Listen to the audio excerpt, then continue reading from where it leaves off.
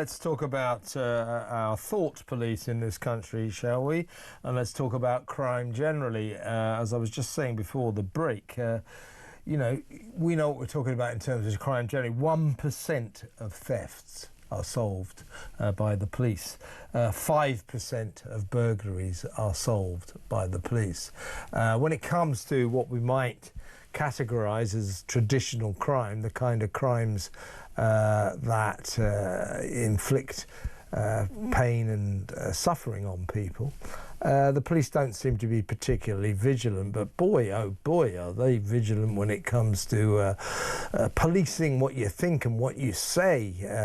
They are making 30 arrests a day, every single day, over offensive posts on social media and other platforms, many of them being detained, arrested under the Malicious Communications Act. They're being detained, arrested for messages that cause annoyance, inconvenience or anxiety to others via the internet, the telephone or mail. Some of these acts are said to cause distress by the sending of grossly offensive messages or sharing content of an indecent, obscene or menacing character. You know, all of this is very, very bad, but it just does play into the fact that cops seem to be super vigilant about all this thought police. So, did you send that tweet a year ago? Did you say that? Did you put that in a WhatsApp group? You know, whereas get beaten up in the street, get your car nicked or your house burgled, they don't want to know. Let's talk to former Met Detective Mike Neville. Hello, Mike. Good evening, Kevin.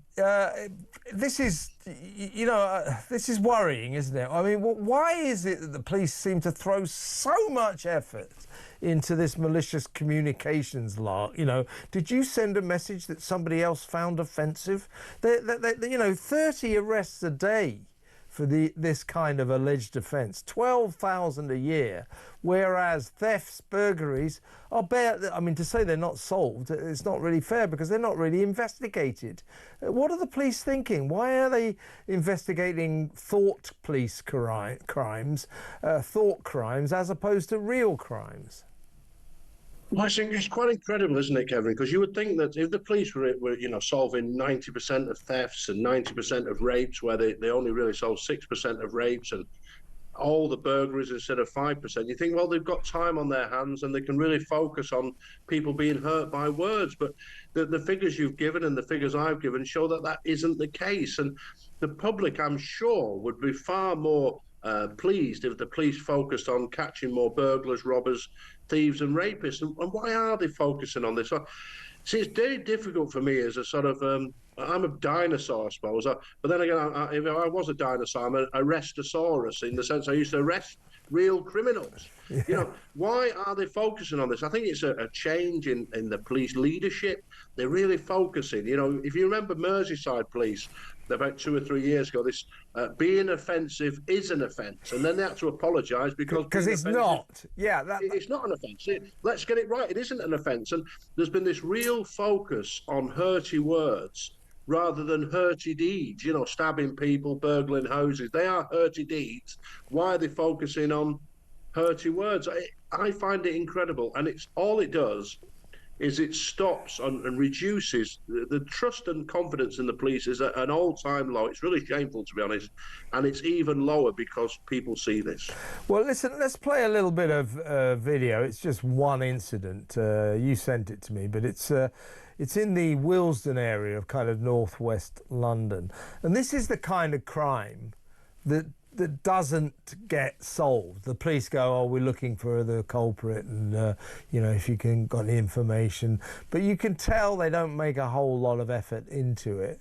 But this is what happened when a guy apparently was chased by other guys in a car, and he ran into a restaurant in Willesden to take shelter. Now, I should tell everyone before we play this, it's quite violent, so you may find it upsetting, but we've cut out, trust me, we've cut out the worst of it.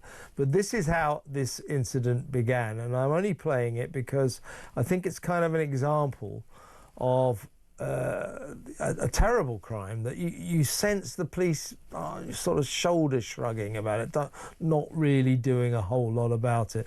Let's just have a look at that. This happened last week in a restaurant in northwest London. So there they go. That's the staff there, and this guy comes. So this is the guy. Look, here's the guy in a mask. So this guy with the turquoise, there's a guy with turquoise sleeves on. He now goes to the ground, and you could see his knife there. And as I say, sorry if you found that disturbing, but the rest of the video is seriously disturbing. Can't really play it on a family radio show or a family television show, but he literally just time and time again goes in to stab this guy. Luckily the guy... Not only that, Kevin, he actually films himself. He stops and films himself. That's right. Films himself stabbing the guy. Incredible. Yeah. He films himself. And I think it's shit. Yeah. And then he leaves, and the cops, you know, as I say, they've gone through the motions. Oh, we're looking for a man in his 20s. Have you got any information and all that?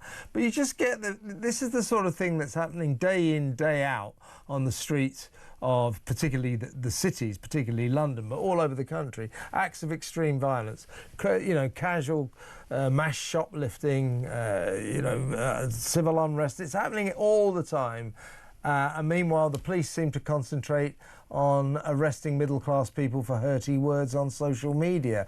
Well, how have we come to this point where I would suggest the police's values are warped? They're all wrong. How have we got to this point?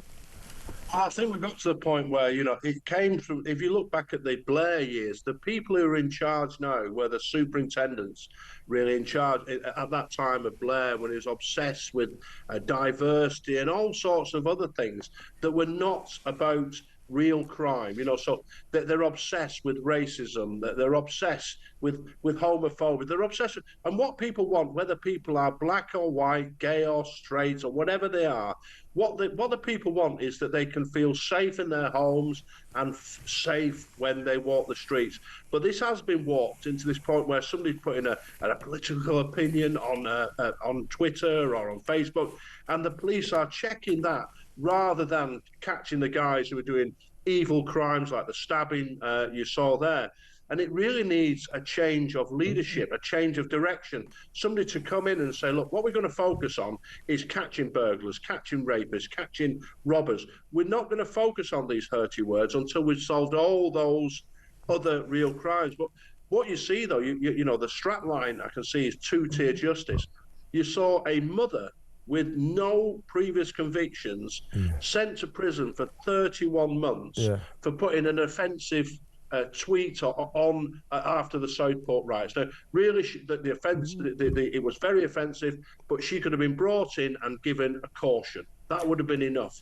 But what people see, they see two-tier policing, and beyond that, they see two-tier justice, which is supported by the Prime Minister. So the highest levels, this is supported. And so the chief constables, if they want to get promoted and they want to be the commissioner of the Metropolitan Police, they see that we have a liberal left-wing government, and they're going to follow this track because that's what they want. Yeah, no, exactly right. There's something going badly wrong in the policing of this country. I wish you were back in the force, Mike. But Mike, thank you very much for joining us as always. The great Mike Neville, the former Met Detective. He's right, isn't he? Something's going wrong here. I mean, we played that film. It's just one example. Stuff like that's happening all over the country.